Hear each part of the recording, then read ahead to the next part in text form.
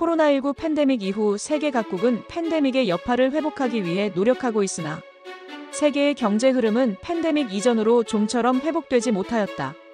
선진 국가 모임인 OECD 회원국들의 물가는 팬데믹 이후에도 치솟고 있었으며 물가 상승률은 2021년 1월 1.6%에서 그해 6월 4%로 증가했으며 우리나라 역시 2020년 -0.2%에서 2022년 7월 6.3%로 대폭 상승하였다.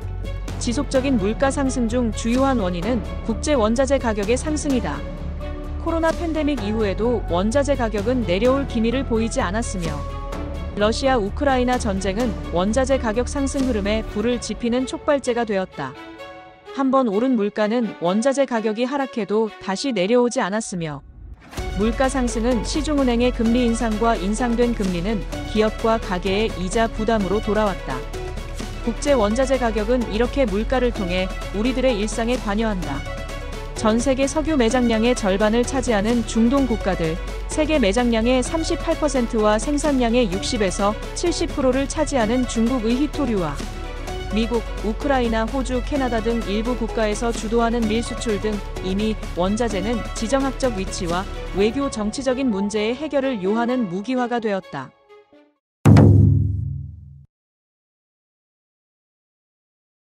(1908년) 현재 이란이 된 페르시아 남서부 지역에서 최초의 상업적 유전이 발견된 이후 중동 지역 산유국들은 오펙을 결성하여 세계 석유 시장에 강력한 영향력을 행사하고 있다. 초기에는 서방의 메이저 석유 회사들이 카르텔을 형성하여 석유에서 흘러나온 막대한 이익을 점유했으나 1969년 리비아의 카다피 정권은 강력한 조치를 시행하여 서방 메이저 석유 회사들에게서 승리를 하였다. 이를 계기로 중동 산유국들은 1971년 테헤란 협정을 맺어 석유 이권을 거두어 들었고 1973년 1차 오일 쇼크 후 석유 산업의 국유화를 선언하며 석유 시장의 패권을 거머쥐었다. 사우디를 비롯한 중동 지역 국가들의 원유 매장량은 8,478억 배럴로 전 세계 매장량의 49.8%를 차지한다. 중동 지역은 지질학적으로 원유를 저장할 수 있는 지하 구조가 잘 형성되어 있고 아직 미탐사 지역이 존재하기 때문에 중동 지역의 원유 매장량은 앞으로도 증가세를 이어갈 것으로 보인다. 중동 국가들이 서방 회사들과 다른 이점은 여유 생산 능력의 차이에 있다. 여유 생산 능력은 말 그대로 비상시에 원유 생산을 신속하게 늘릴 수 있는 능력을 의미하며 중동 산유국들의 여유 생산 능력은 다른 산유국들에 비해 월등하다. 석유라는 원자재는 그동안 자원으로서의 가치뿐만 아니라 지정학적 위치와 국제 무대에서 무기로 이용되기도 하였다. 4차 중동전쟁에서 이스라엘을 지원한 보복 조치로서 오페펙은 원유 수출 금지를 단행하였고 1차, 2차 오일 쇼크로 인해 오펙은 국제 원유 시장의 권력을 쥐게 된다. 오늘날 석유는 전 세계에 필요한 주요 자원이다. 러시아 우크라이나 전쟁으로 인한 수출 시장의 불확실성과 전기차의 확대와 기후위기, 미국의 셰일가스 등 새로운 경쟁자의 등장으로 중동 산유국들의 기존 패권이 위협받고 있다. 이에 위기감을 느낀 중동 산유국들은 금융과 관광, 미래 에너지 산업에 투자하는 등의 탈석 유화 행보를 보이고 있다.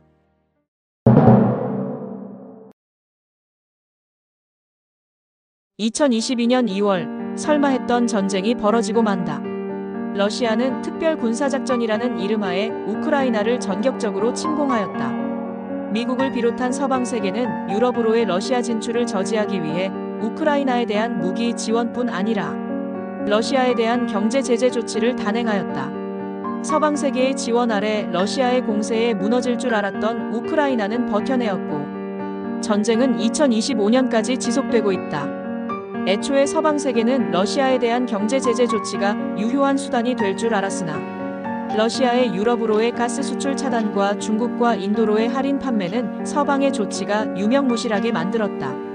중국과 인도는 서방의 제재가 무색할 만큼 강력한 구매력을 보여주었고 한국, 일본, 대만 등 아시아는 국제 원자재 시장의 큰 손으로 대접받는다.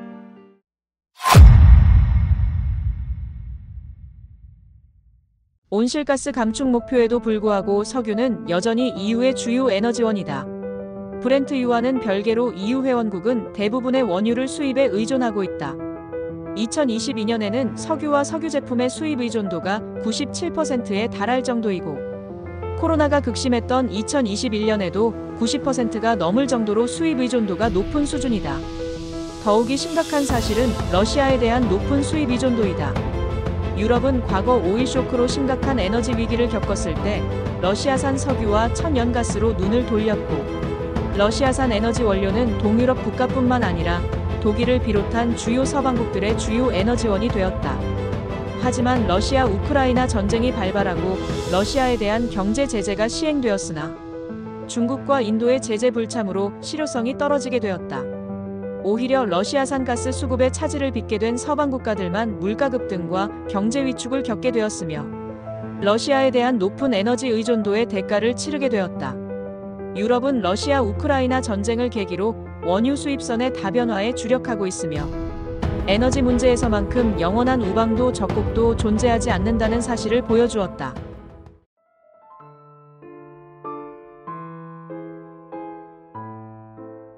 지금까지 도서 강대국은 어떻게 미래를 확보하는가의 내용을 일부 요약 편집한 내용입니다. 소개한 내용은 일부 석유와 천연가스에 대한 내용을 포함하였으며, 2부에는 광물자원에 대한 내용을, 3부에는 곡물자원에 대한 내용을 책에서는 이야기하고 있습니다.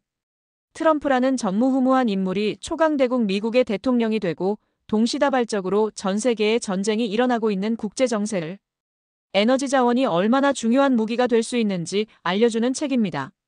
그럼 다음에 또 좋은 책으로 찾아오겠습니다.